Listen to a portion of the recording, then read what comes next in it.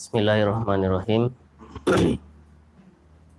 Assalamualaikum warahmatullahi wabarakatuh. Alhamdulillahirabbil alamin wassalatu wassalamu ala asrofil anbiya'i wal mursalin wa ala alihi wa sahbihi ajmain amma ba'd. Allahumma anfa'na bima 'allamtana wa 'allimna ma yanfa'una.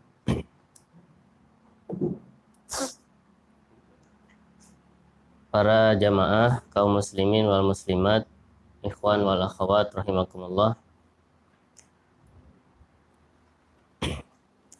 Pertama-tama tentunya kita bersyukur pada Allah Subhanahu wa taala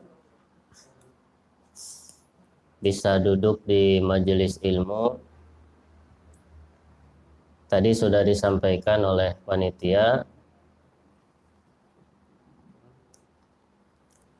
sebetulnya pagi ini jadwalnya Ustadz Abu Hilyah Samsurijal hafizahullah ta'ala qadarullah wa masya'afa'al, beliau sedang sakit.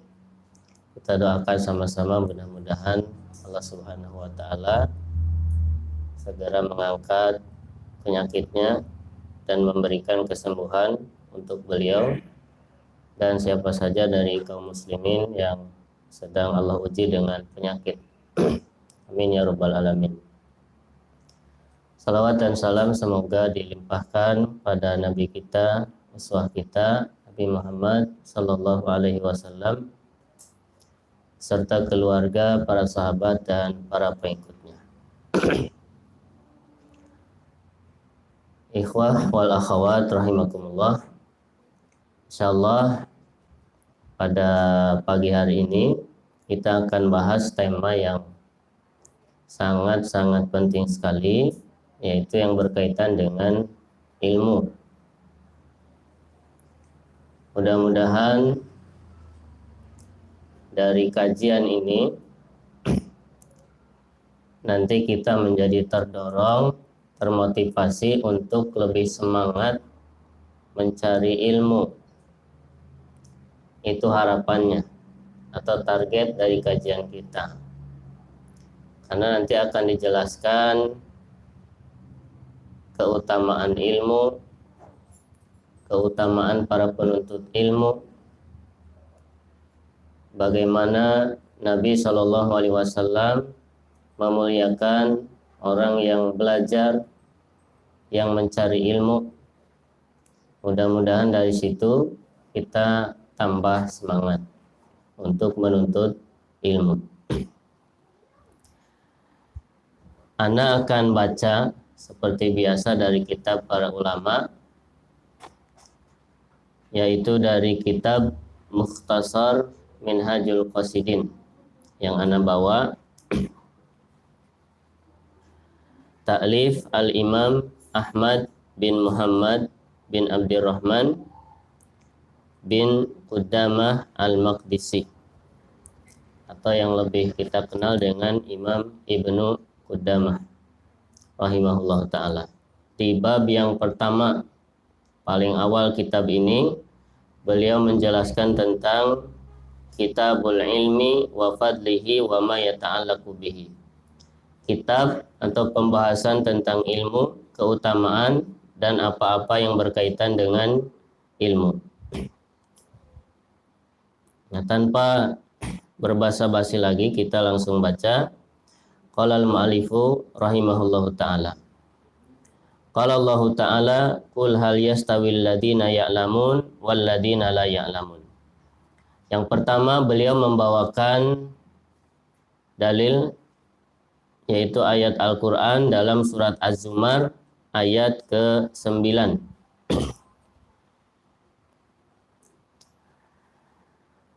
Surat Az-Zumar ayat ke-9, Allah Subhanahu wa ta'ala berfirman, katakanlah wahai Muhammad, apakah sama orang yang berilmu dan orang yang tidak berilmu? Ini yang pertama. Jadi Allah Subhanahu wa ta'ala memerintahkan Nabi Muhammad SAW untuk menyampaikan pertanyaan Meskipun pertanyaan di sini sebetulnya bukan betul-betul pertanyaan. Tapi pertanyaan di sini kalau dalam ilmu balaghah itu disebut dengan istifham ingkari. Ya, pertanyaan yang maknanya itu pengingkaran. Apakah sama orang yang berilmu dengan yang tidak berilmu? Jawabannya tentu nggak sama. Itu namanya istifham ingkari. Seperti ini banyak dalam Al-Quran. Misalnya Allah bertanya, "Ailahum ma'allah?" Apakah ada sesembahan yang lain selain Allah? Itu bukan pertanyaan, tetapi itu pertanyaan yang maknanya pengingkaran. Maknanya tidak ada sesembahan yang benar, yang berhak diibadahi selain Allah Subhanahu wa Ta'ala. Begitu juga dalam ayat ini. Apakah sama orang yang berilmu dengan orang yang tidak berilmu? Tentunya jawabannya tidak sama. Kemudian yang kedua, di dalam surat Al-Mujadilah ayat 11. Allah berfirman, "Yarfa'illahu alladhina amanu minkum walladhina utul ilma darajat." Allah akan meninggikan orang-orang yang beriman di antara kalian dan orang-orang yang berilmu beberapa derajat. Jadi Allah Subhanahu wa Ta'ala akan meninggikan derajat orang-orang yang beriman dan orang-orang yang berilmu. Itu yang kedua. Ini menunjukkan keutamaan ilmu. Orang yang berilmu dengan orang yang tidak berilmu tidak sama. Itu yang pertama tadi. Jadi kalau antum di sini ada 30 orang, yang membedakan derajat di antara kita itu ilmu. Orang yang berilmu di antara kita, dia memiliki derajat yang tinggi dibandingkan dengan orang yang tidak berilmu. Kemudian berkata Abdullah ibn Abbas radhiyallahu an, "Lil ulama'i darajatun fawqal mu'minin sab'umi'ati darajah." Para ulama atau orang-orang yang berilmu memiliki derajat di atas orang-orang yang beriman, yaitu 700 derajat. Jadi para ulama, para orang-orang yang berilmu, mereka derajatnya lebih tinggi daripada derajat orang-orang yang beriman 700 kali lipat. Ini perkataan Ibnu Abbas radhiyallahu anhu. Ma baina kulli darajataini masirata 500 amin. Antara setiap tingkatan atau tiap derajat itu jauhnya selama perjalanan 500 tahun. Jadi di surga itu kan nanti ada derajat-derajat, ada tingkatan-tingkatan. Semakin orang itu tinggi derajatnya, amalannya banyak, kebaikannya banyak, ilmunya banyak, maka di surga juga dia memiliki kedudukan yang tinggi. Begitu juga di dunia. Orang-orang yang berilmu dibandingkan dengan yang tidak berilmu, maka derajat orang yang berilmu itu lebih tinggi. Orang yang beriman, yang memiliki ilmu, lebih tinggi derajatnya daripada orang beriman yang ilmunya sedikit atau yang tidak punya ilmu. Nah, kata Ibnu Abbas radhiyallahu an, orang yang berilmu derajatnya lebih tinggi dari orang-orang yang beriman 700 derajat. Kemudian antara tiap-tiap derajat itu selama atau sejauh perjalanan 500 tahun. Kalau kita berjalan pakai kendaraan 500 tahun. Kalau dari sini kira-kira sampai kemana? Kalau ukuran dulu kan ngukurnya begitu. Jarak itu. Intinya jauh ya. Jadi satu tingkatan ke tingkatan berikutnya itu jauhnya seperti perjalanan 500 tahun. Berarti tinggi sekali. Jadi dari satu tingkatan ke tingkatan kedua 500 tahun. Tingkatan kedua ke tingkatan ketiga jaraknya perjalanan 500 tahun. Sampai 500 derajat. Ya, berarti tinggi sekali derajatnya. Itu kedudukan orang yang berilmu dibandingkan dengan yang tidak berilmu. Ya, jadi kalau yang tidak berilmu itu misalkan di tingkatan ini, kalau orang yang berilmu di tingkatan, hitung aja 500 tingkatan. Dari satu tingkat ke tingkat berikutnya, jauhnya atau tingginya seperti perjalanan 500 tahun. Menggunakan tunggangan. Udah kebayang ya? Berarti jarak yang begitu lebar, begitu jauh. Ya, perbedaan yang begitu mencolok. Itu menunjukkan keutamaan ilmu. Ya, ilmu mengangkat derajat seseorang sampai ke tingkatan yang begitu tinggi.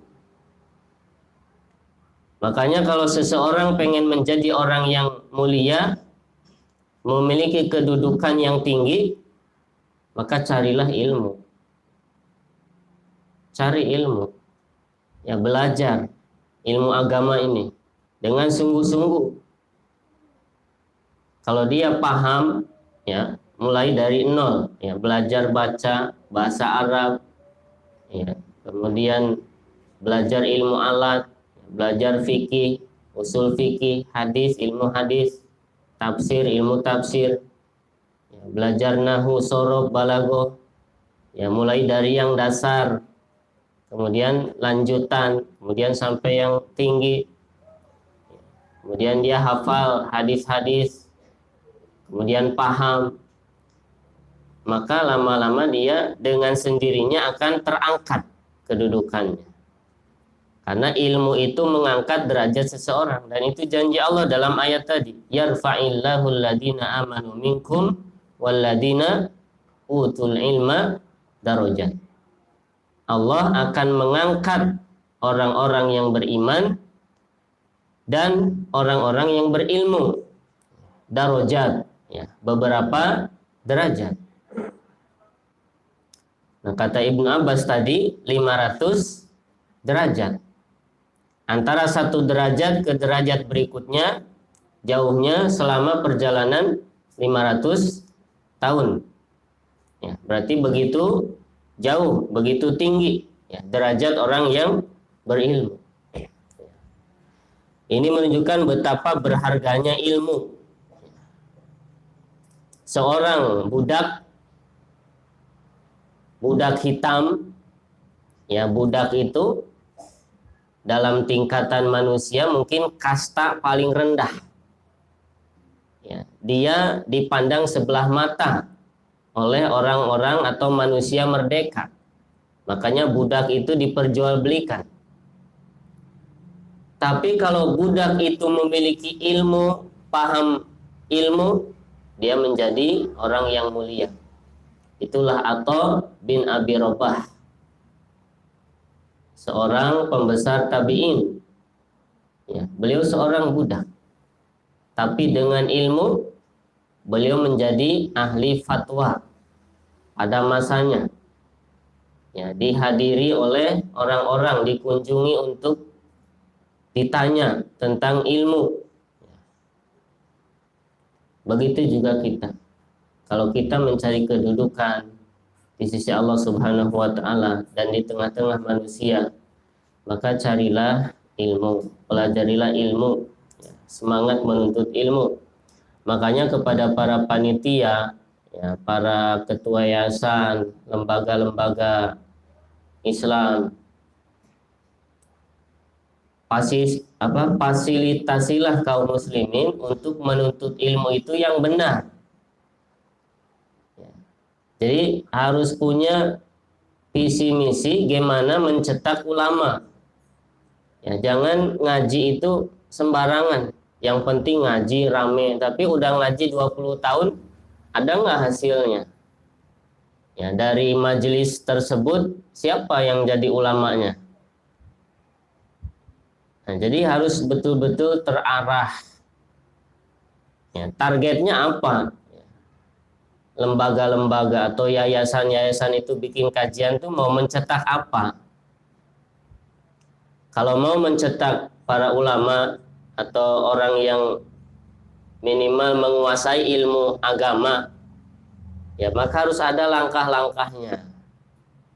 Belajar bahasa Arab dulu, ya, supaya bisa baca, ya, sampai nanti bisa baca kitab, kemudian paham, kemudian belajar akidah dulu yang paling dasar, ya, Kasyfus Syubuhat, kemudian Ushulus Salasah, kemudian Kitabut Tauhid, dan seterusnya. Kemudian belajar fikih yang paling dasar, terus bertahap. Ya, sehingga dari majelis ini lahir, ya, tidak hanya kajian-kajian tapi hasilnya nggak kelihatan. Ya. Makanya dulu, ya, para ulama, ya, mereka mengajar itu berurutan, runtut. Dari bab awal, bab 2, bab 3 terus. Dan yang hadirnya juga rutin. Sehingga lahir dari situ murid-murid yang semisal dengan guru yang ngajarnya. Bahkan ada yang melampaui. Ya. Misalnya Syekhul Islam Ibnu Taimiyah ketika mengajar, di depan beliau itu murid-muridnya, sampai lahir dari situ para ulama juga. Mudah-mudahan dari sini juga nanti lahir. Cuma kadang di kita itu ngaji, hari ini ngaji, besok nggak ada. Jadi ilmunya keputus-putus. Kemudian kajiannya juga kadang tematik. Besok tematik lagi. Jadi terputus-putus. Apalagi kajiannya cuma akhir pekan. Jadi tambah lama lagi. Tapi daripada enggak sama sekali, ya ini udah bagus. Daripada di tempat kita nggak ada kajian sama sekali, ya kayak gini udah bagus. Ya, minimal kita datang ke sini, seperti yang sering Anda sampaikan, dosa-dosa kita berguguran, ya, di majelis ilmu itu. Mau paham mau enggak, pulang dari sini dosa berguguran, dosa-dosa kecil. Ya, di jalan kita ngelihat wanita nggak pakai kerudung, rambutnya kelihatan. Ya. Kalau terlihat nggak sengaja, ya, mungkin Allah maafkan. Ya, tapi karena terlihat nggak sengaja, terus kita sengaja ngelihat, itu kan dosa, walaupun dosa kecil. Nah, itu gugur dengan kajian di majelis seperti ini. Ya, minimalnya gugur dosa-dosa kita. Ya, syukur-syukur, ya, bukan sekedar penggugur dosa, tapi menambah ilmu, menambah keimanan. Syukur-syukur yang tadi dari majelis rutin kita, ya, kita paham ilmu, kemudian lahir nanti para ulama. Nah, jadi ilmu bisa mengangkat derajat seseorang yang tadinya dari yang paling rendah bisa menjadi yang paling tinggi. Nah, ini penyemangat kita. Jadi kalau pengen tinggi kedudukan kita, pelajari ilmu. Antum lihat di tengah-tengah kita yang paling dimuliakan, paling disegani ya, oleh manusia, ya mereka orang-orang yang berilmu. Semakin banyak ilmu seseorang, semakin paham tentang agama, ya dia semakin dimuliakan. Begitu juga sebaliknya. Kalau seseorang tidak paham agama, ilmunya sedikit, ya itulah derajatnya. Nah, maka Allah akan meninggikan derajat orang yang beriman dan orang yang menuntut ilmu, beberapa derajat. Kemudian yang ketiga,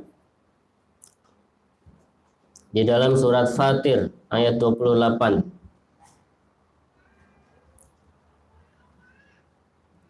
Surat Fatir ayat 28. Allah berfirman, "Innama yakhsyallaha min ibadihil ulama." Hanya sannya yang takut kepada Allah dari hamba-hambanya adalah orang-orang yang berilmu. Di sini ada kata innama. Antum yang sudah belajar bahasa Arab, innama itu memberi faidah pembatasan. Jadi kalau ada kata innama berarti itu membatasi. Nah, di sini Allah berfirman, innama yakhsyallaha min ibadihil ulama. Hanya yang takut kepada Allah itu dari hamba-hambanya yang berilmu saja. Yang gak berilmu gak bakalan takut. Nah, ini menunjukkan bahwa ilmu itu membuat seseorang jadi takut kepada Allah Subhanahu wa ta'ala. Makanya para ulama mengatakan apa yang disebut ilmu? Al-ilmu al-khasyah. Ilmu itu rasa takut. Ya, semakin besar rasa takut dia kepada Allah, berarti itulah ilmu dia. Ya, semakin dia itu tidak takut kepada Allah, maka dia nggak punya ilmu. Karena ilmu itu pada hakikatnya adalah yang membuat seseorang takut kepada Allah Subhanahu wa ta'ala. Maka ketika seseorang mendapatkan ilmu, seharusnya semakin dia berilmu, semakin dia takut kepada Allah Subhanahu wa ta'ala. Semakin orang belajar, semakin orang mengaji, maka semakin sedikit dia melakukan perbuatan maksiat. Semakin banyak dia melakukan kebaikan-kebaikan. Jadi ilmu bisa merubah ya, seseorang. Dari yang dulunya mungkin maksiatnya banyak, sekarang setelah dapat ilmu, maksiatnya berkurang. Ya, makanya kalau ada orang ngaji, mungkin dia masih ngerokok, nggak apa-apa, biarin aja. Nanti dengan ilmu yang dia dapat, dengan sendirinya akan dia tinggalkan. Biarin. Ada orang datang ngaji mungkin masih pakai tato, adabnya masih nggak beradab, ya duduk seenaknya, sembarangan. Nggak apa-apa. Nanti ilmunya, semakin dia ngaji, ilmunya itu akan merubah dia. Biarin aja. Karena ilmu itu bisa merubah. Innama yakhsyallaha min ibadihil ulama. Hanya saja yang takut kepada Allah dari hamba-hambanya itu adalah al-ulama, orang-orang yang berilmu.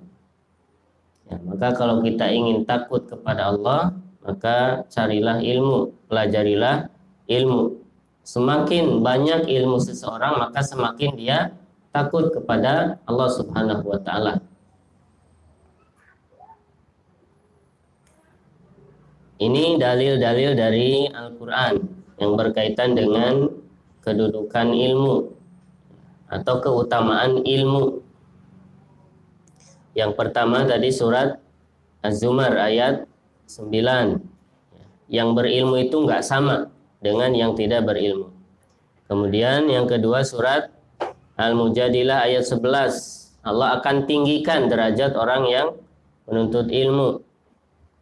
Kemudian yang ketiga surat Fatir ayat 28. Ilmu itu bisa membuat seseorang takut kepada Allah Subhanahu wa taala. Kemudian al-muallif rahimahullah selanjutnya membawakan dalil-dalil dari hadis Nabi sallallahu alaihi wasallam.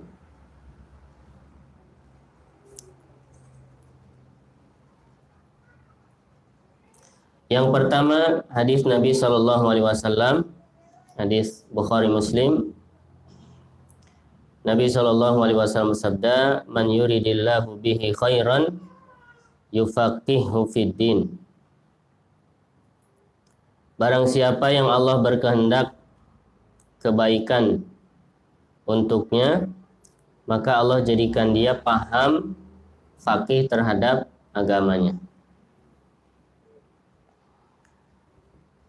Jadi yang ciri atau tanda orang yang diinginkan menjadi orang baik oleh Allah Subhanahu wa taala adalah dia faqih terhadap agama, paham terhadap agama.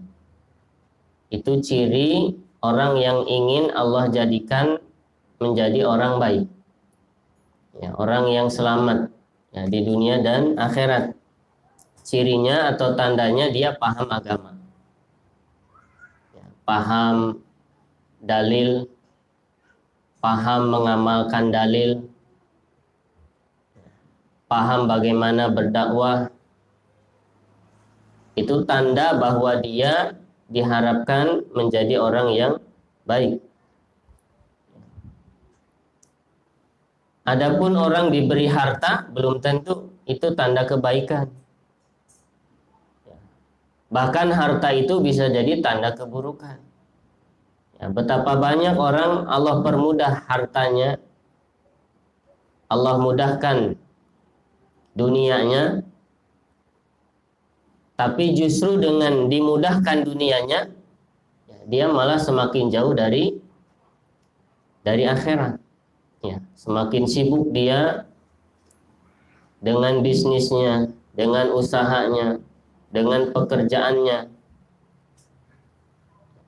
Kemudian dia semakin jauh dari majelis-majelis ilmu, semakin jauh dari masjid. Maka itu tanda keburukan. Meskipun hartanya melimpah ruah, bisnisnya sukses, karirnya meningkat, tapi dia menjadi jauh dari akhirat, maka itu pertanda keburukan. Adapun orang dia rajin ke majelis ilmu, kemudian dia tambah ilmunya, tambah faham mana yang halal, mana yang haram. Yang halal dia kerjakan, yang haram dia tinggalkan, maka itulah tanda kebaikan. Meskipun mungkin dengan dia rajin ngaji, kadang dia diuji dengan sedikitnya harta, berkurangnya pemasukan, kadang seperti itu.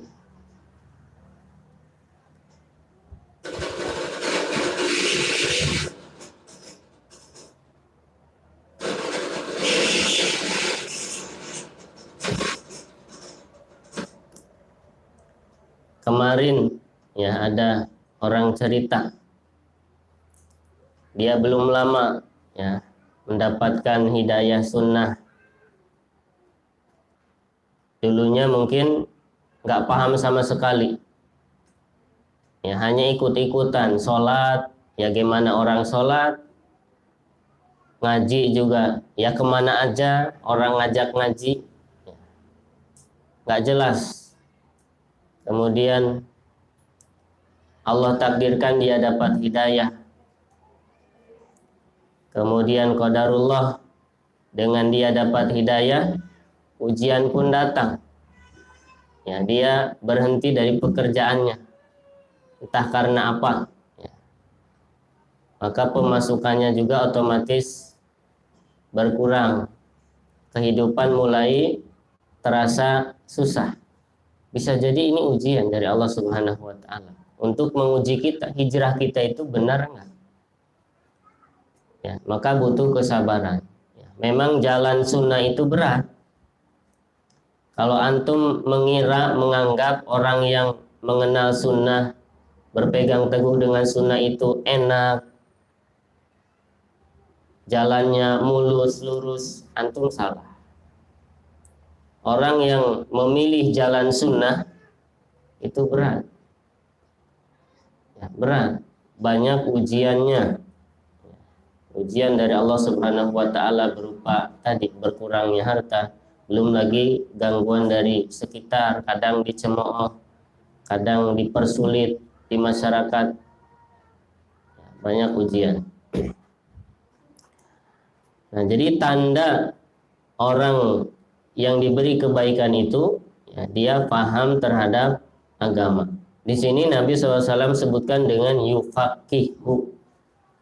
Allah jadikan dia faqih. Faqih itu paham.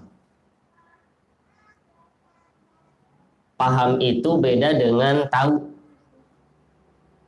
Karena ada orang tahu ilmu, tapi dalam menerapkannya dia salah.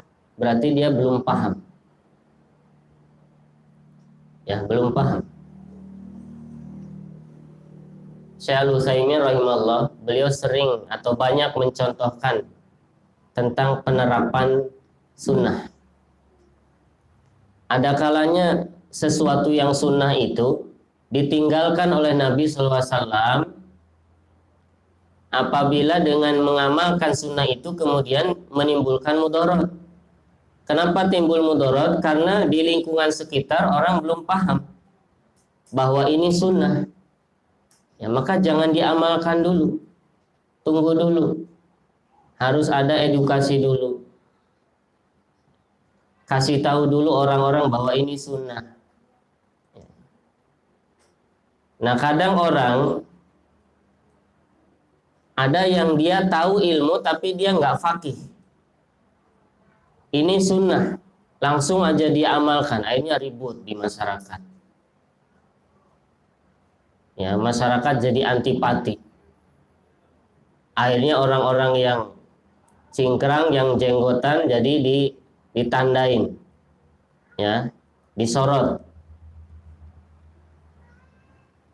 Tapi dia nggak paham-paham juga. Dia masih merasa saya kan mengamalkan sunnah. Ya, padahal seringkali dakwah sunnah ini rusak disebabkan oleh orang-orang yang nggak paham. Mengamalkan sunnah itu nggak bisa sembarangan. Ya, begitu saja, enggak. Ada ilmunya, ada fikihnya.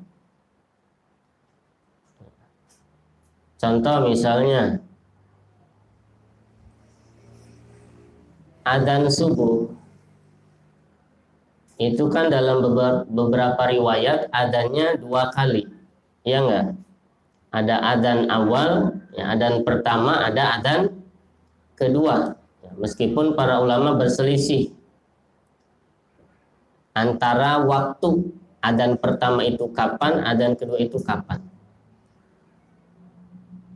Kalau antum misalkan mau mengamalkan adzan pertama, ya, adzan pertama itu kan sebelum subuh. Kalau subuh sekarang misalkan 4:30 ya.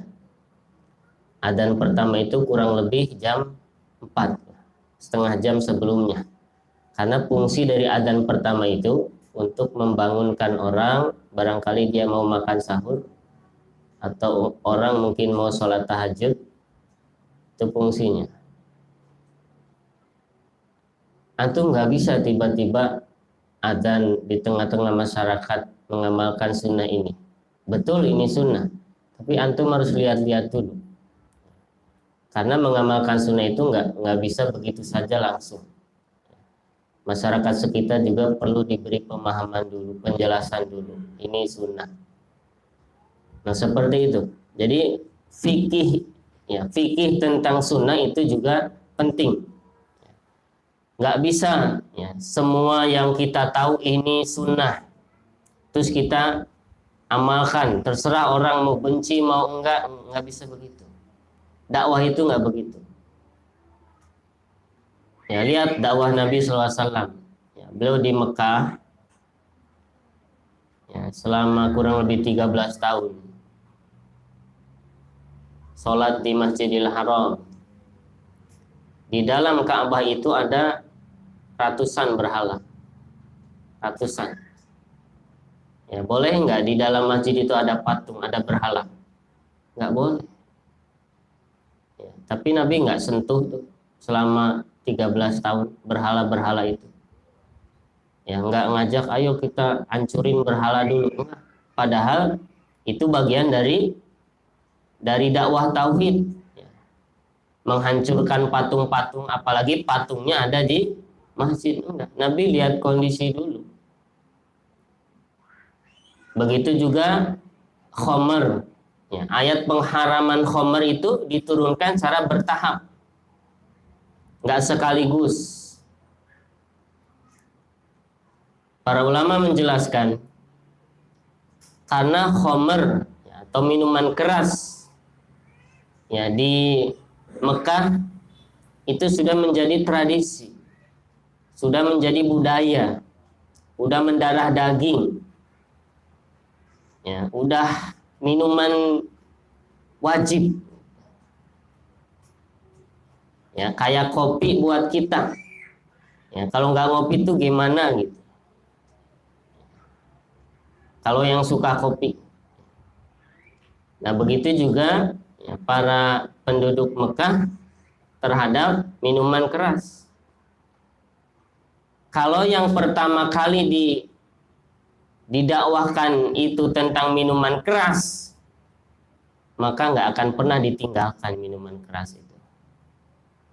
Ya, makanya bertahap. Ya, pertama-tama dijelaskan minuman keras itu ada manfaatnya, tapi mudaratnya lebih besar. Ya, dijelaskan. Kemudian diperintahkan untuk ditinggalkan secara bertahap, tapi masih dibolehkan.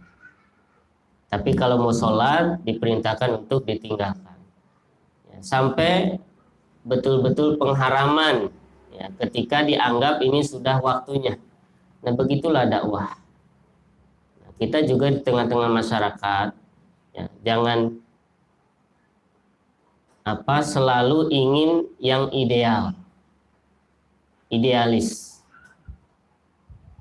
Ya kalau bisa silahkan, tapi kalau kita mengejar yang ideal, kemudian akhirnya timbul mudarat yang lebih besar, jangan. Tunggu dulu. Ya, misalkan di masjid, ya, satu masjid, harusnya kan yang imamin itu yang bacaannya bagus, ya kan? Tajwidnya betul. Itu idealnya seperti itu. Tapi kalau di masjid itu misalkan yang ditunjuk imamnya orang yang bacaannya belum bagus, ya nggak masalah. Ya kita sholat di situ nggak masalah, sambil kita ngasih masukan bertahap sedikit-sedikit. Jangan karena imamnya nggak bagus, ya, terus kita ngasih masukan nggak diterima, terus kita bersikap keras, akhirnya malah kita dimusuhi. Itu salah. Dakwah nggak kayak gitu. Ya, nggak apa-apa, biarin aja dulu. Ya, kita bisa ngasih masukan yang lain dulu. Ya, biar di masjid itu ada kajian. Nanti di kajian juga akan dijelaskan. Nah seperti itu. Jadi fikih itu penting. Makanya di sini Nabi menjelaskan yufaqihu fiddin, fakih terhadap agama. Nah, fakih itu tingkatannya beda dengan tahu. Banyak orang yang tahu ini sunnah, ini bid'ah, ini wajib, ini haram. Tapi dalam aplikasinya dalam penerapannya di tengah-tengah masyarakat masih salah kaprah banyak. Makanya ciri orang yang Allah inginkan dia itu jadi orang baik bukan tahu agama, tapi faham agama, paham bagaimana menerapkan, melaksanakan agama itu. Nah, makanya perlu belajar juga ya, dalam bermasyarakat itu ada ilmunya juga. Selanjutnya itu tadi hadis yang pertama, hadis riwayat Imam Al-Bukhari dan Imam Muslim. Yang kedua, hadis Abu Umamah radhiyallahu anhu. Beliau berkata, "Dzukira li Rasulillah SAW rajulan." Ya, disebutkan ada dua orang laki-laki di hadapan Rasulullah SAW. Ahaduhuma abidun wal akharu alimun.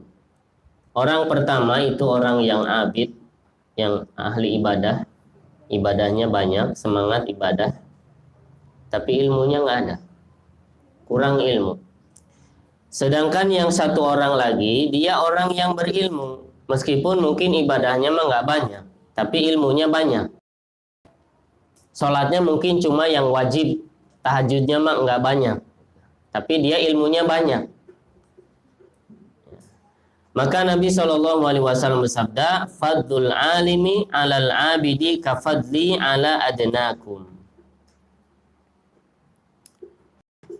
Keutamaan orang yang berilmu dibandingkan orang yang ahli ibadah tapi nggak punya ilmu, bagaikan keutamaanku terhadap orang yang paling rendah di antara kalian. Kita bisa bayangkan ya, Nabi itu manusia, makhluk yang paling mulia alal itlaq. Nabi dibandingkan di antara kita yang paling rendah. Berarti kan jauh ya, jomplang. Membandingkan Nabi dengan orang di antara kita yang paling rendah. Nggak bisa dibandingkan. Nah, itulah perbandingan antara orang yang berilmu dengan orang yang tidak berilmu meskipun dia ahli ibadah. Perumpamaannya seperti perbandingan Nabi dengan orang yang paling rendah di antara kita. Nah, ini juga menunjukkan bahwa ilmu itu bisa meninggikan derajat seseorang ya, dengan ilmu.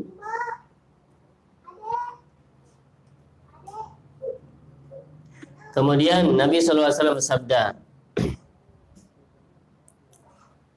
"Inna Allaha wa malaikatahu wa ahla samawati wal ardi hatta namlata fi juhriha wa hatta al-huta la yusalluna ala muallimin nasil khair."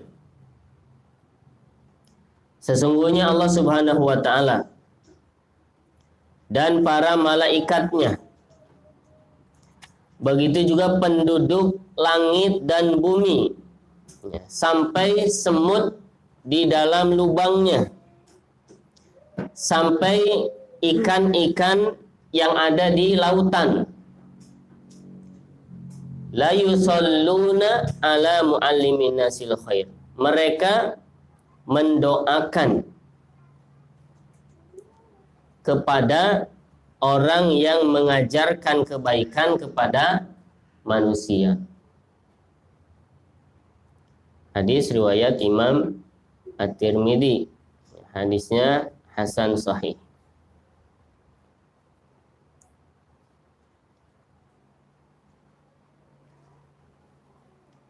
Allah Subhanahu wa ta'ala dan para malaikatnya, kemudian penduduk langit dan bumi, ya, sampai semut, sampai ikan di lautan, semuanya mendoakan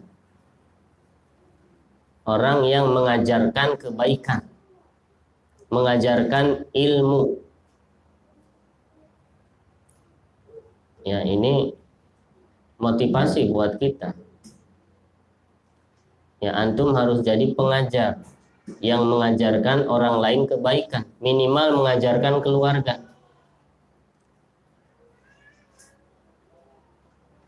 Tapi kita nggak akan bisa mengajarkan orang lain kalau kita nggak belajar, ya kan?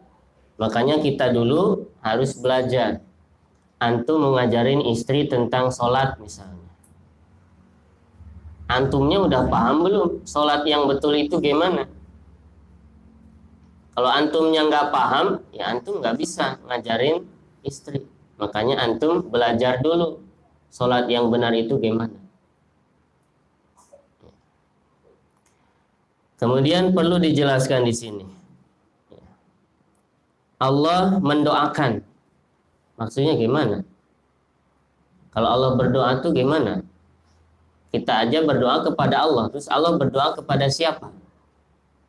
Kan gitu. Ada orang-orang musuh-musuh Islam yang benci kepada Islam. Cuma mereka nggak paham Islam. Terus mereka menghina Islam. Mereka baca hadis seperti ini, ya, Allah bersolawat atau Allah mendoakan.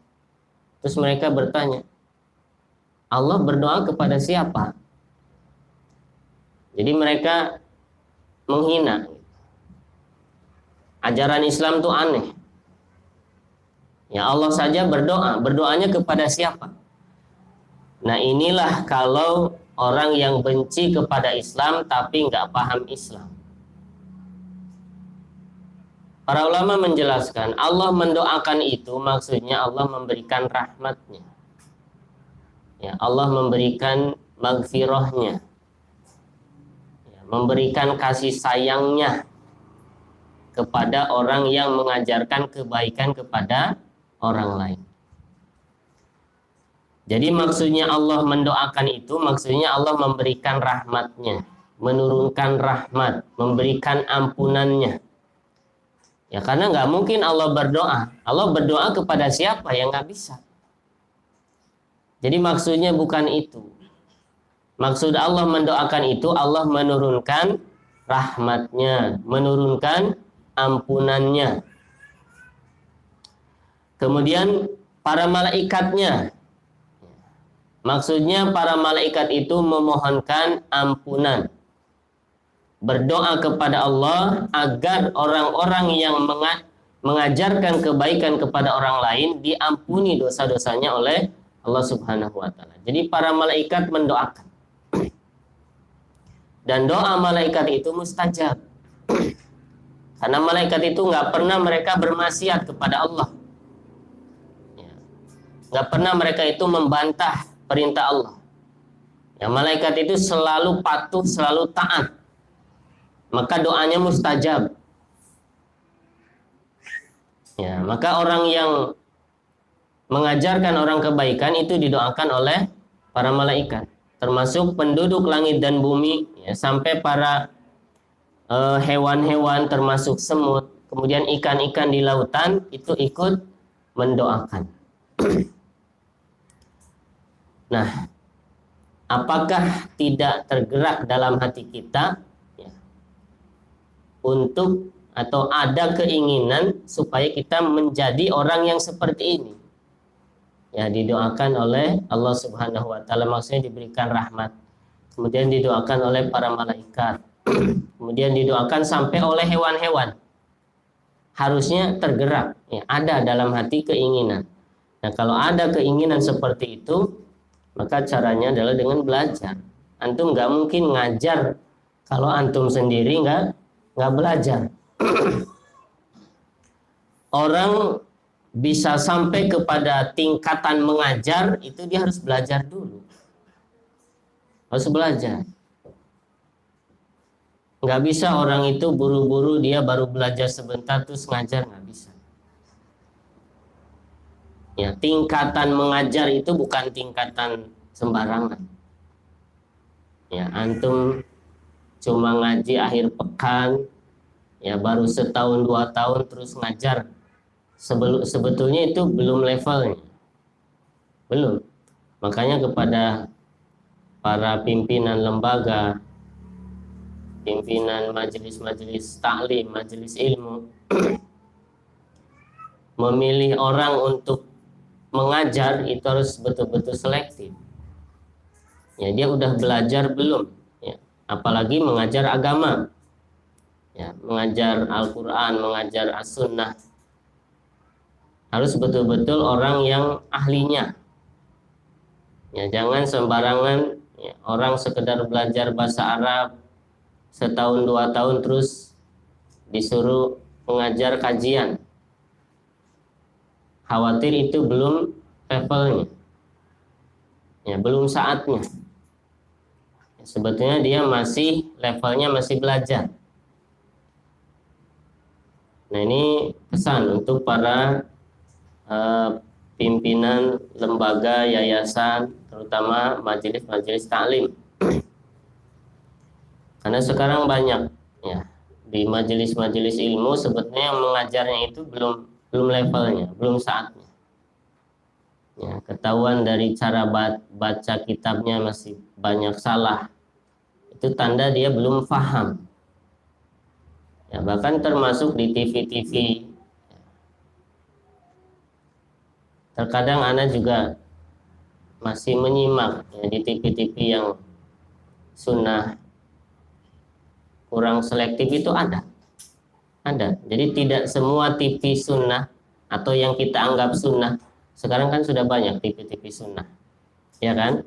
Yang punya parabola di rumahnya pasti banyak channel-channel TV sunnah. Kadang di situ saja masih ada ya, yang diustadkan, tapi ketika baca kitab masih banyak salahnya, banyak kekeliruannya dalam hal-hal yang dasar. Yang tahu salah itu kan berarti yang udah tahu. Kalau orang awam kan nggak tahu. Ya dikiranya mungkin ini ustadz baca kitab, padahal bacanya masih amburadul. Nah, yang tahu amburadul itu kan orang yang tahu. Ya, seperti halnya juga yang tahu seseorang itu dokter, ya dokter juga. Kalau orang awam kan nggak tahu. Ya, dikiranya dokter padahal bukan. Dia nggak punya kompetensi sebagai seorang dokter. Penampilannya mungkin dokter, padahal dia bukan. Nah, yang tahu dia itu dokter atau bukan kan dokter juga. Ya, apalagi di TV-TV yang nasional, TV yang umum itu lebih banyak lagi. Nah, jadi untuk sampai kepada tingkatan mengajar itu dia harus belajar dulu. Belajar runut ya, dari nol. Ya, betul-betul dari dasar. Belajar ilmu alat. Minimalnya seperti itu. Ya, tapi kalau di tempat kita nggak ada, ya, adanya yang itu ya itu dimaklumi. Ya, sambil terus kita belajar. Nah, kemudian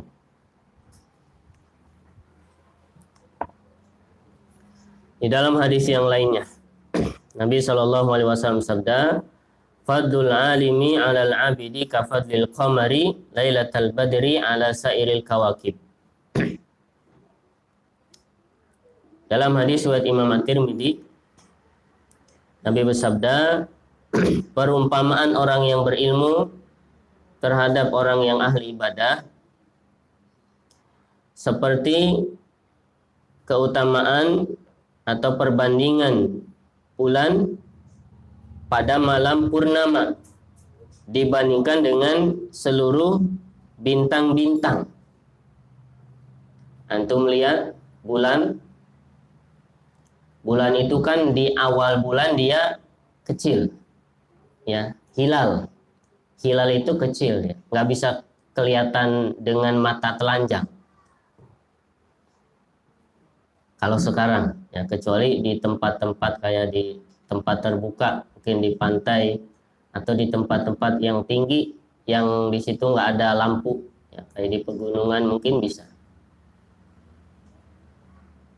Ya, jadi ngelihat hilal itu nggak sembarangan.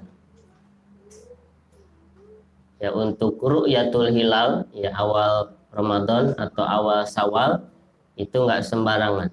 Kadang orang mengira itu hilal padahal itu bukan. Itu hanya pantulan dari cahaya lampu. Bisa seperti itu. Nah, jadi bulan itu di awal kemunculannya dia kecil, kemudian membesar, membesar, membesar sampai di pertengahan bulan, malam ke-15 itu puncaknya. Bulannya utuh. Itulah yang disebut dengan bulan purnama. Kemudian malam ke-16, 17 mengecil lagi, kecil sampai di akhir bulan hilang. Nanti muncul lagi bulan baru, hilal yang baru. Allah menjadikan bulan itu seperti itu. Beda dengan matahari. Ya, matahari dari tanggal 1 sampai tanggal 30 ya segitu-gitu aja. Tapi bulan itu beda. Nah, di sini dijelaskan perbandingan orang yang berilmu dengan orang yang ahli ibadah seperti perbandingan bulan pada malam purnama. Bulan malam purnama itu ketika bulan di puncak-puncaknya. Ya, dia bentuknya besar, kemudian cahayanya jelas. Dibandingkan dengan bulan di malam-malam yang lainnya, maka bulan pada malam purnama itu dia paling menerangi.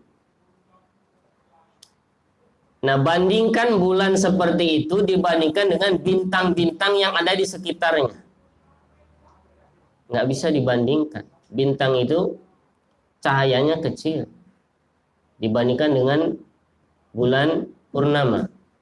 Nah, begitulah perbandingan orang yang berilmu dengan yang ahli ibadah tapi dia nggak punya ilmu.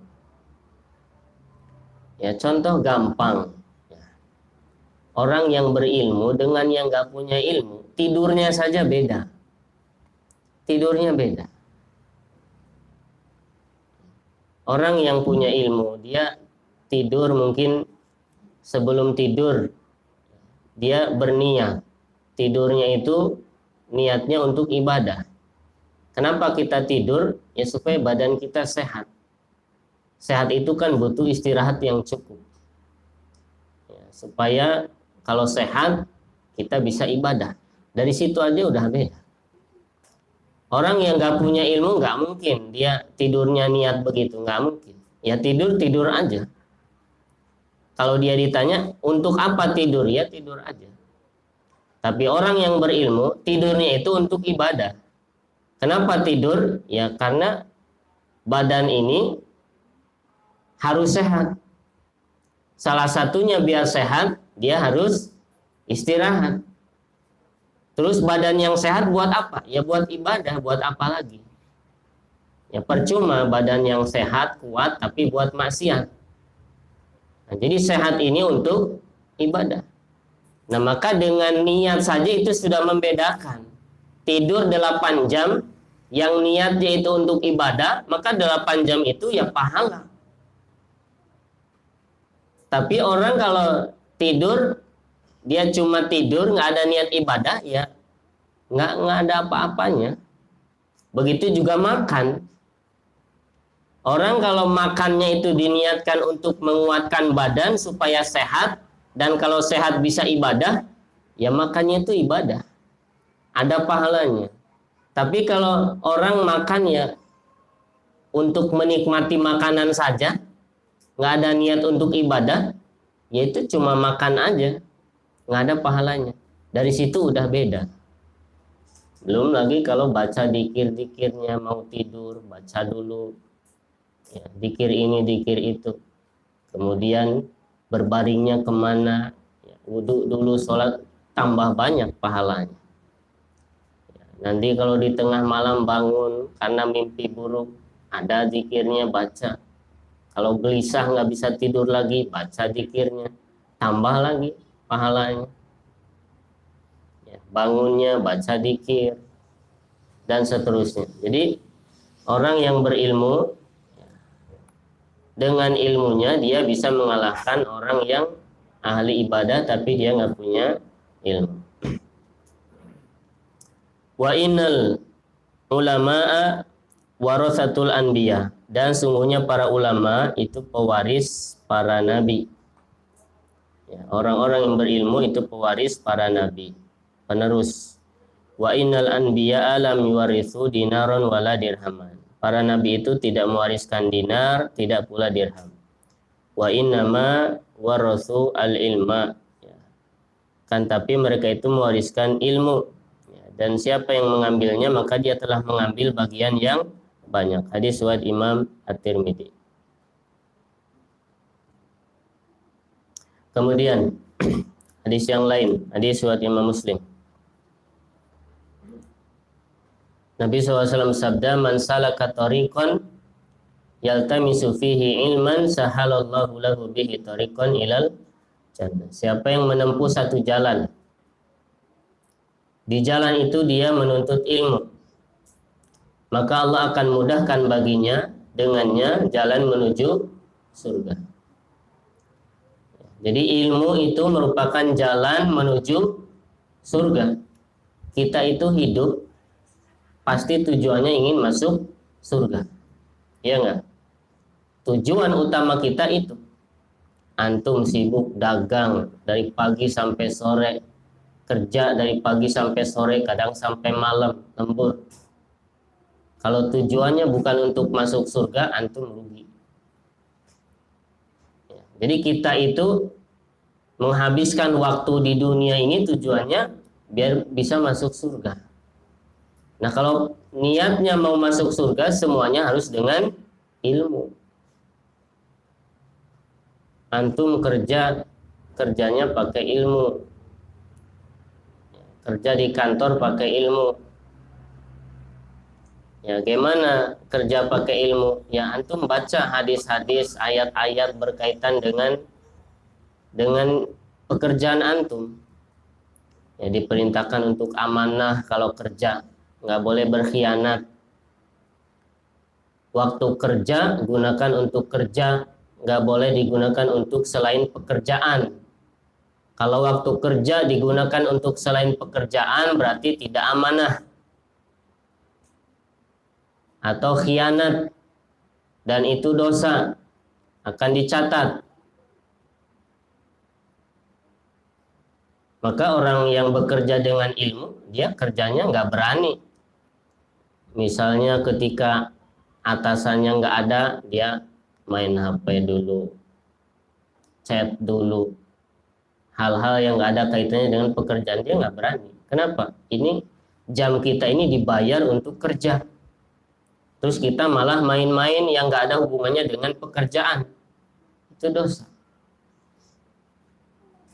Ya, kemudian ketika bekerja dia betul-betul melakukan pekerjaannya dengan ahli. Nggak main-main, nggak asal-asal. Kenapa? Ya karena dalam Islam diperintahkan seperti itu. Ya, dalam hadis Nabi menjelaskan, innallaha yuhibbu idza amila ahadukum amalan an yutqinahu. Allah itu suka kalau seseorang itu melakukan pekerjaannya, melakukannya dengan itqon. Itqon itu ya kompeten, ahli. Jadi kalau ngerjain sesuatu itu benar gitu, ahli. Allah tuh suka yang gitu. Berarti kebalikannya Allah nggak suka orang kalau kerja itu asal kerja. Allah nggak suka. Kerja apa aja, misalnya antum panitia kajian, antum diberi tugas sama ketua suruh ngurusin bagian ini, misalkan mic, antum harus profesional. Gimana supaya mic ini suaranya bagus, jelas, orang yang dengernya nyaman, dari awal sampai akhir nggak ada gangguan. Allah suka yang begitu.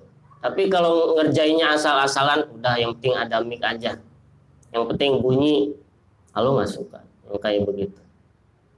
Nah itu kalau bekerja pakai ilmu, beda hasilnya. Tapi kalau orang kerja nggak pakai ilmu, ya nggak ada pahalanya. Cuma kerja aja, cuma ngabisin waktu, ngabisin umur, tapi pahala di sisi Allahnya mungkin sedikit, bahkan bisa jadi nggak ada kalau nggak pakai ilmu. Jadi ilmu itu sangat penting sekali.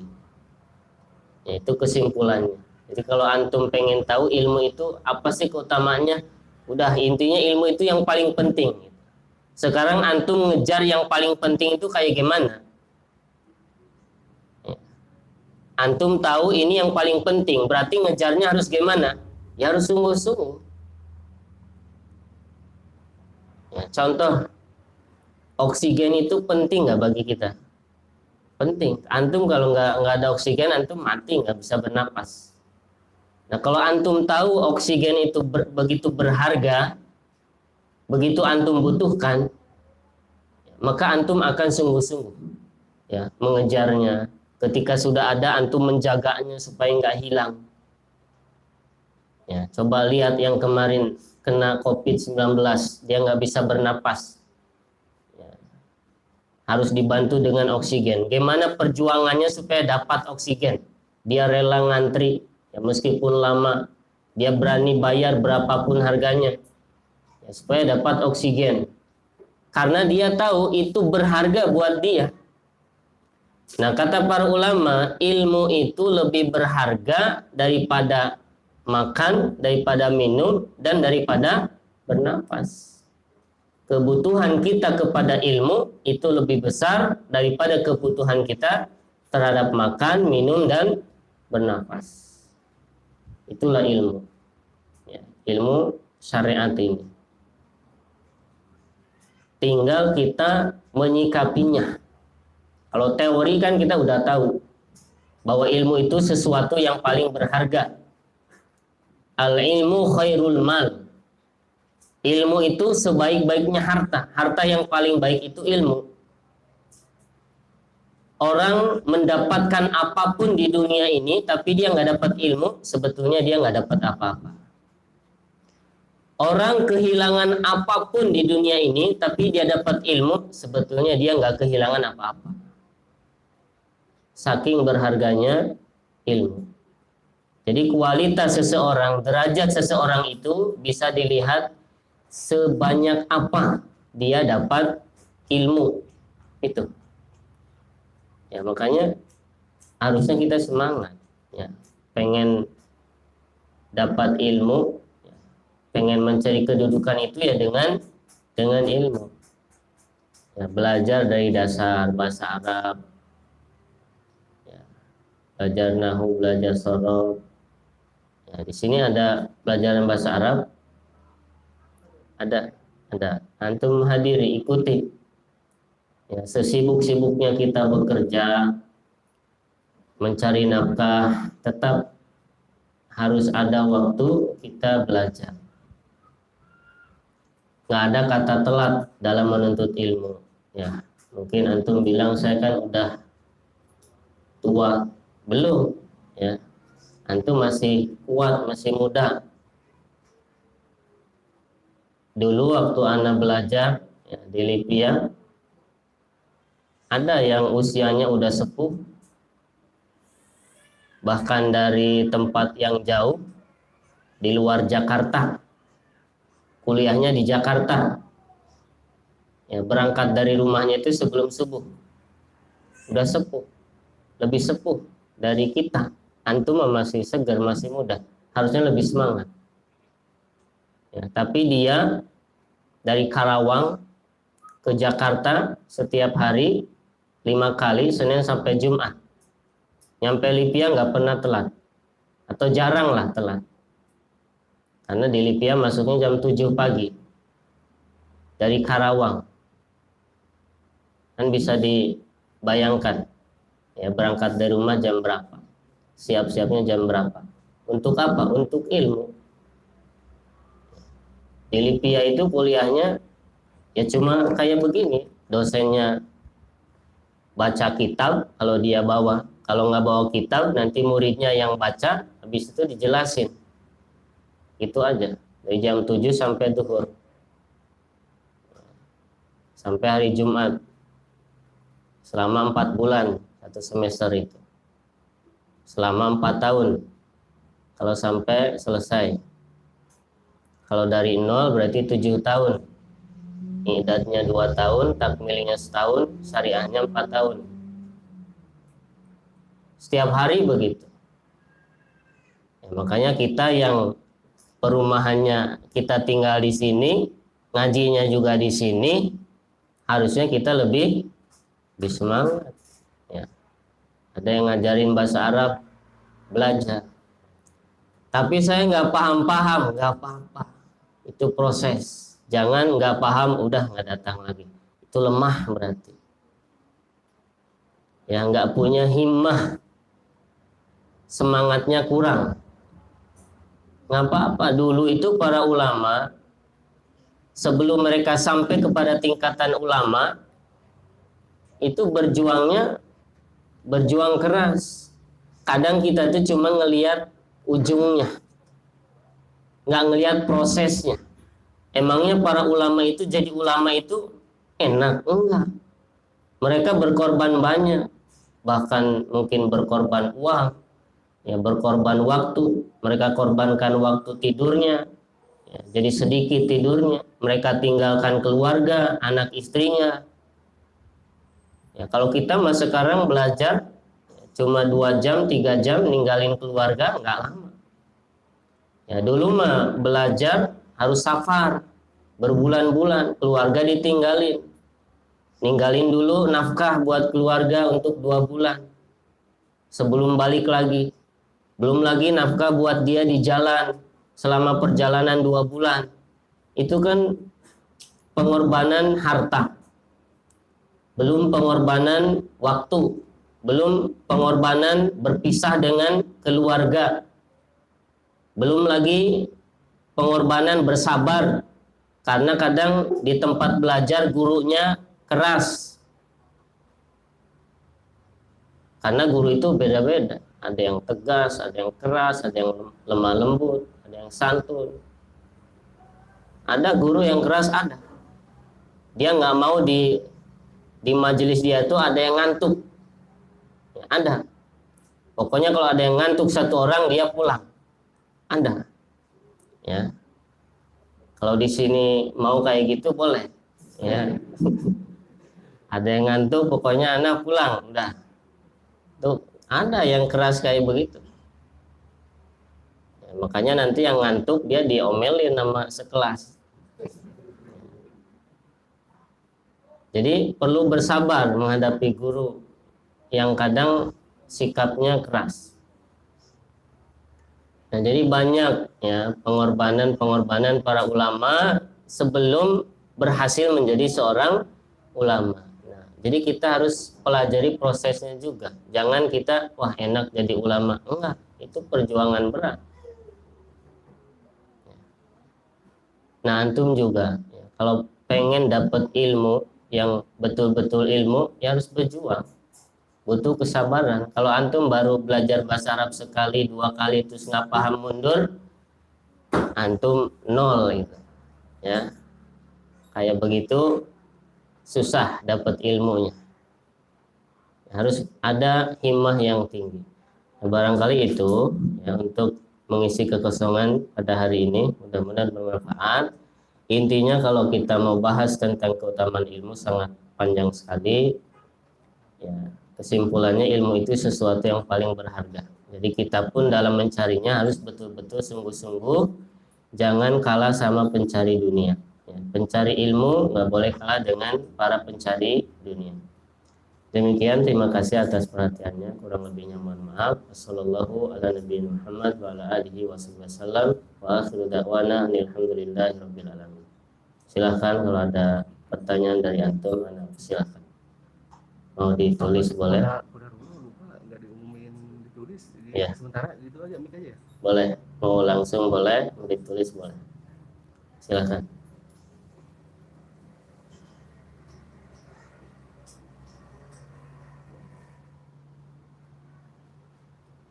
Silahkan.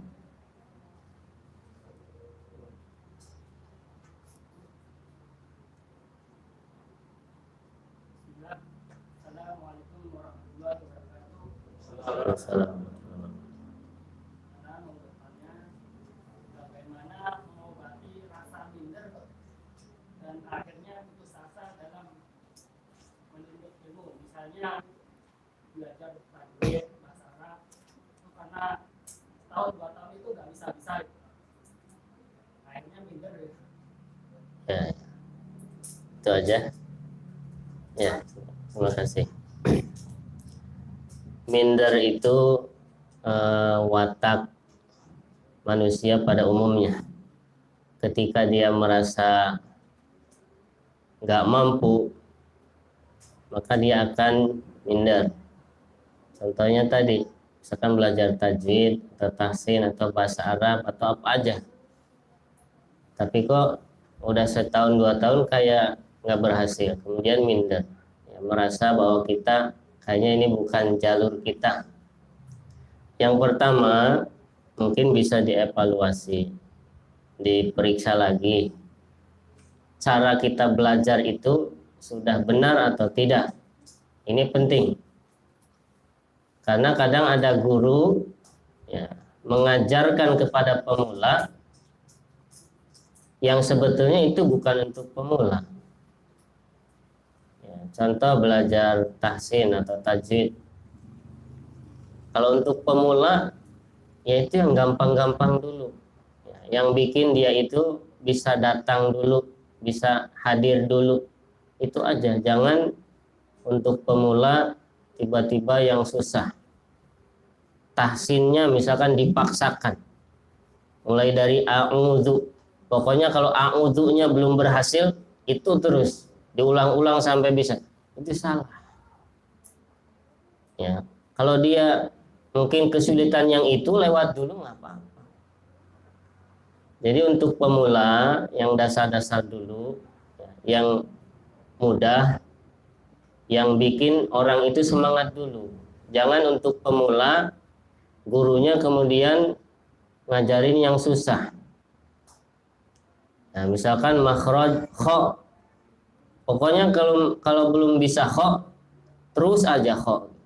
Nah, ini bikin murid itu nanti nggak datang. Nah, itu juga perlu dipertimbangkan. Makanya tadi Anda sampaikan, guru itu beda-beda. Contoh, Anda dulu belajar Al-Quran ke beberapa guru. Ada yang guru itu sulit, ada yang guru itu mudah. Dua-duanya punya sanad. Anda baca juz amma, pernah sama satu guru, setahun itu nggak selesai-selesai juz amma. Hari ini setoran Anas, besok Anas lagi, besok Anas lagi, terus sampai kadang dalam hati ini kapan al-falaknya gitu, apalagi an-naba'nya, kan lama. Tapi besoknya atau tahun depannya berguru sama ustadz yang lain lagi di tempat yang berbeda, nggak sesulit itu gitu. Padahal dua-duanya punya sanad. Nah, makanya kualitas guru itu juga menentukan. Gak semua guru yang dia itu misalkan guru Quran punya sanad, dia bisa ngajar, paham mengajar. Makanya tadi Anda sampaikan, yayasan-yayasan, lembaga-lembaga memilih guru untuk mengajar itu harus betul-betul selektif, ya, betul-betul yang paham, yang pengalaman. Karena guru itu kalau dia salah mengajar, efeknya banyak. Murid-murid jadi nggak semangat belajar karena gurunya terlalu saklek. Ya, pokoknya kalau belum bisa yang ini dia nggak lanjut-lanjut. Itu salah. Itu dulu evaluasi. Kalau model belajarnya sudah betul, untuk pemula yang mudah, tapi kita masih nggak paham-paham juga, supaya kita tetap semangat, ya minimal tadi kita baca-baca tentang keutamaan ilmu, ya, tentang yang akan diperoleh oleh penuntut ilmu. Kemudian baca sirah-sirah para ulama ketika mereka menuntut ilmu. Banyak para ulama itu yang menuntut ilmu mereka susah juga. Contohnya siapa? Imam Syafi'i. Ya. Dalam bait syairnya beliau menceritakan syakautu ila waqi'in su'ahifdi. Saya mengadukan kepada Imam Waqi', ya, gurunya, tentang su'ahifdi, betapa buruknya hafalanku, sulit ngafalin Imam Syafi'i itu. Ya, Pak Arsyadani ila tarkil ma'asi, lalu dibimbing sama gurunya untuk meninggalkan maksiat. Disinilah fungsinya guru, dia tahu solusi dari muridnya. Ini murid kesulitan menghafal, solusinya begini. Nah, jadi salah satu solusinya antum coba. Kalau antum 2 tahun belajar tahsin tapi kok kayak kesusahan, mungkin cari guru yang baru atau yang lain. Siapa tahu dengan guru yang ini lebih berhasil. Itu diantaranya. Karena guru itu bisa membimbing kita. Kalau tepat, ya kita memilih gurunya. Nah, barangkali seperti itu. Wallahu a'lam. Nah, masih ada? Ya. Assalamualaikum Ustaz, mau nanya. Waalaikumsalam. Pemahaman ilmu, saya mau nanya, pemahaman ilmu itu apakah sama dengan akidah seorang itu? Karena pengalaman saya kita yang menjalankan sunnah kelihatannya sama gitu kan, seperti sunnah, tapi setelah berdialog itu kadang-kadang yang tahu kita ilmunya sama atau ini ternyata beda gitu maksudnya, seperti akidah pemahamannya beda gitu. Jadi bisakah ilmu seorang itu dilihat dengan visual atau kita harus berdialog? Ya kita nggak akan tahu ilmu seseorang itu sejauh mana, setinggi apa, kecuali kita ya berguru sama dia atau dia ngajar, kita nyimak. Kalau sekedar ngeliat-liat, oh dia jenggotnya panjang, nggak bisa ya. Dulu anak pernah waktu di Libya itu mau tes seleksi, anak kan jenggotnya begini, sementara yang daftar itu jenggotnya panjang-panjang ya, kayak Ustadz Syafiq kebanyakan itu. Dari situ minder, kayaknya ini udah para ustadz semua ya. Tapi alhamdulillah ternyata ya dari yang penampilnya kayak begitu banyak yang tidak masuk. Artinya apa? Artinya ilmu itu nggak bisa dilihat dari penampilan secara zahir. Di antara antum banyak yang penampilannya itu lebih ustadz daripada ustadz, iya nggak? Ya. Lebih cocok jadi ustadz daripada anak dari sisi penampilan. Ya, jenggotnya sudah mantap, perawakannya juga udah mendukung. Bahkan mungkin kalau orang awam gak kenal mah dikira ustadz. Kan banyak yang kayak gitu ya, padahal isinya mah kosong, banyak. Nah jadi untuk tahu dia itu berilmu atau tidak ya yang tahu ya para yang berilmu juga. Kalau antum duduk di sini mungkin nggak bisa menilai anak itu ustadz apa bukan. Karena yang bisa menilai ustadz atau bukan itu ya ustadz juga. Antum nggak bisa menilai keilmuan anak, ya karena ya antum nggak tahu gitu. Tapi kalau antum ustadz juga pernah belajar juga, ya mungkin antum bisa tahu tadi kitab yang anak baca itu salah harokatnya atau panjang pendeknya salah. Jadi untuk tahu bahwa seseorang itu punya ilmu, ilmunya benar atau tidak, ya kitanya harus berilmu juga. Ya kadang ada ya penampilan sama, setelah kita ngobrol ternyata pemahamannya beda. Ada yang kayak gitu juga. Ya setelah ngobrol misalkan tanya tentang gimana sikap kita ya, dengan pemerintahan, situlah kelihatan ya bahwa dia lebih cenderung kepada menyalah-nyalahkan pemerintahan, mengkritik pemerintahan, ya, kemudian mengajak memberontak. Berarti pemahaman dia tentang ilmu akidah ya, berarti masih keliru. Ya. Kurang lebih seperti itu. Jadi untuk tahu ya memang harus kitanya dulu harus punya dasar ini ilmu akidah yang benar, ini akidah yang salah, baru kita bisa menilai seseorang ini berilmu atau enggak. Ya, tapi kalau kitanya aja nggak punya ilmu, nggak akan bisa ngebedain. Makanya antum banyak, ya, Anda sering melihat sendiri di antara khususnya yang di medsos, kadang nge-share ustadz-ustadz yang sebetulnya itu memiliki pemahaman-pemahaman yang menyimpang dari akidah Ahlussunnah wal Jamaah. Tapi postingan-postingannya masih di-share. Nah, itu pertanda bahwa yang nge-share itu belum paham ini ustadznya siapa, pemahamannya bagaimana,